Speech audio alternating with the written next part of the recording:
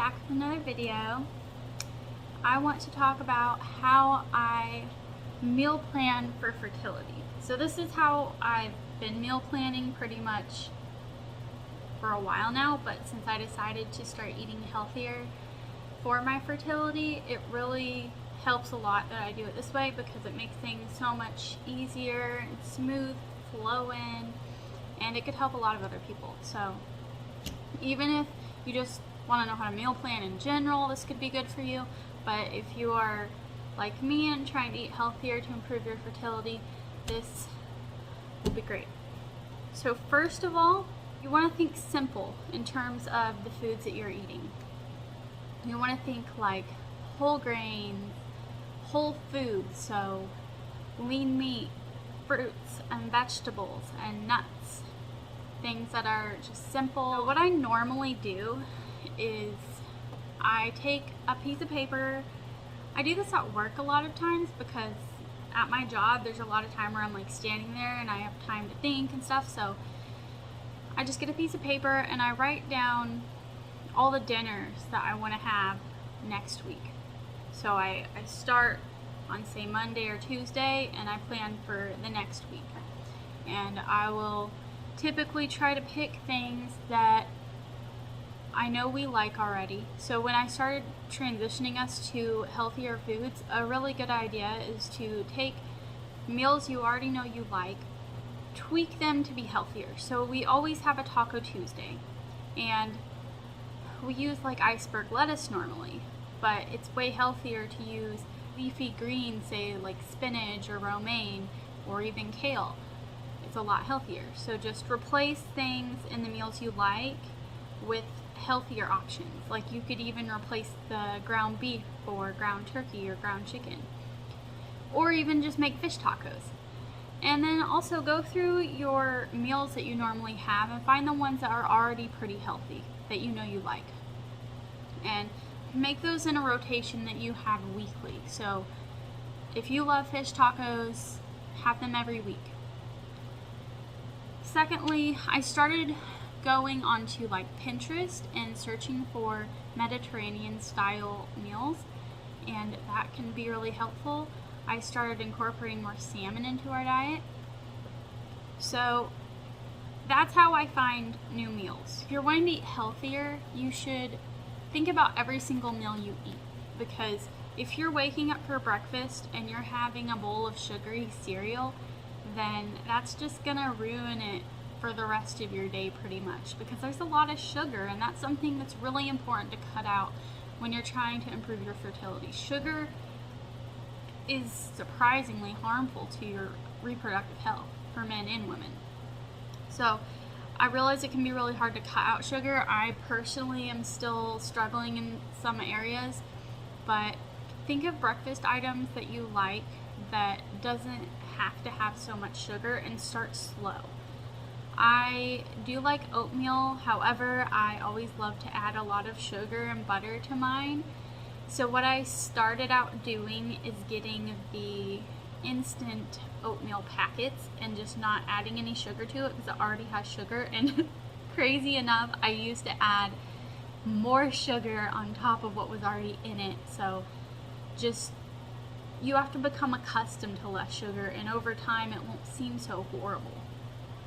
And now I'm doing overnight oats, so I will just prep my week worth of breakfast. My husband doesn't like overnight oats, so he's still having like the instant oatmeal.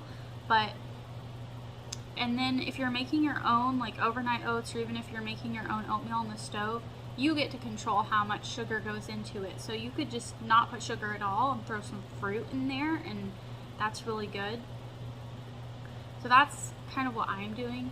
But also we'll have eggs for breakfast a lot of the time. So eggs can be healthy. I try to buy the pasture raised ones because the chickens actually get to run around in a pasture, and the eggs are much better quality, and you can tell by the color of the yolk. It's crazy, and the nutrients are so much better in those kinds of eggs. Try to avoid really starchy foods like potatoes and white rice. that's another thing. If you like rice, try to take your white rice out of your diet, but replace it with brown rice or quinoa. It's really not that bad. And if you have an Instant Pot, brown rice is way faster to cook in it, and so is quinoa. Quinoa takes like 1 minute. I'm not even joking. And add some, like, you know, vegetable stock. I buy the Better Than bouillon in a jar, and I use that, and then I don't have to buy a whole bunch of broths. But it'd probably be healthier if I bought like bone broths, right? For our lunches, I do it similarly to how I plan our dinners. So, except I meal prep our lunches because we're at work Monday through Friday. So what I do is I will go on Pinterest and look for healthy meals, and then I will just find some that look interesting and we'll try them. Sometimes we don't like them, but we get through it. It's trial and error. So you just have to find the ones you like, and then once you find some that you like, you can start putting them in rotation. This week we're having this 5-minute Mediterranean style bowl, and I found that on Pinterest. It's like quinoa and hummus and a tzatziki sauce with chickpeas and cucumber tomato salad. It's really good, actually. It might sound kind of bland at first, but it's really good and it's really healthy for you. So just look things up on Pinterest, and if you don't have Pinterest, you can always Google recipes. You know, it doesn't have to be difficult. When I was first started meal planning, I would just get a paper and I would write it out, and that would be my meal planning. It's cheap, pretty much free, yeah. But I just bought this new meal planner. It's super convenient. I got it on Amazon. They have a lot of different ones on Amazon. This is my own pin that I have. It doesn't come with a pin, but it has like a weight loss tracking thing in this one, which I'm not like super into, but it can help you exercise and stuff. Anyways, you know, it has like a spot for breakfast, lunch, and dinner, and it makes it so seamless, and it makes it more fun. You know, you plan it out. You're like, okay, we're having this night, we're having that night. Also, after you plan your meals, what you want to do, what we do, and this saves us money, is I make a list of all the ingredients I'm gonna need for that week's meals and snacks. Yeah, I think about snacks too. I like to get nuts and fruit. I do allow myself to have a little dark chocolate bar every now and then.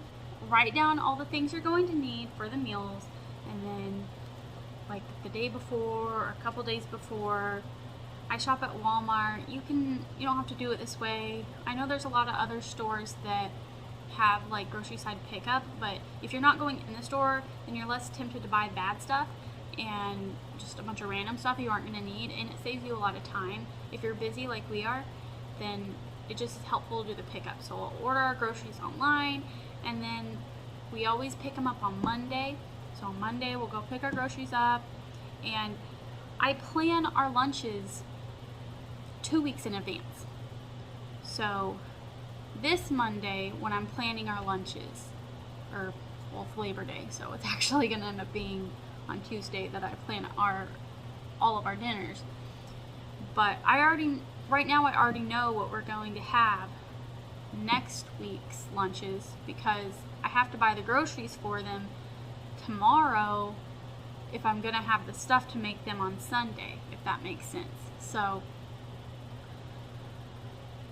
when I plan our meals tomorrow, I have to plan 2 weeks in advance for our lunches, so I can know what to order that weekend. Does that make sense? If it doesn't, I'm sorry, but I plan 2 weeks in advance for our lunches, just so I'll have the ingredients. And that's pretty much it. I know that sounded kind of scatterbrained, but that is how I do it. It's you just got to sit down for a minute and write down all the dinners you want for next week, all the lunches you want for next week, and all the breakfasts, and make sure to add in a few snacks, and make sure all this stuff is healthy, and stick to it. And I know people think they don't have time to prepare and cook a meal every night, but you're talking to a lady that literally has an almost hour drive home after work, and we don't get home until like 7 sometimes. And we try to be in bed, or at least going to sleep by 10, which doesn't give us much time to sleep, but it's worth it. It saves you money, it helps with your health, and it's 100% worth it. Trust me. It's a lot of work, but it's really not that bad. Once you start doing it, you get in a routine. You can do it. And if you have any questions about this, let me know in the comments, and maybe someday I can make a better video. Just let me know. Alright, see you in the next one. Bye.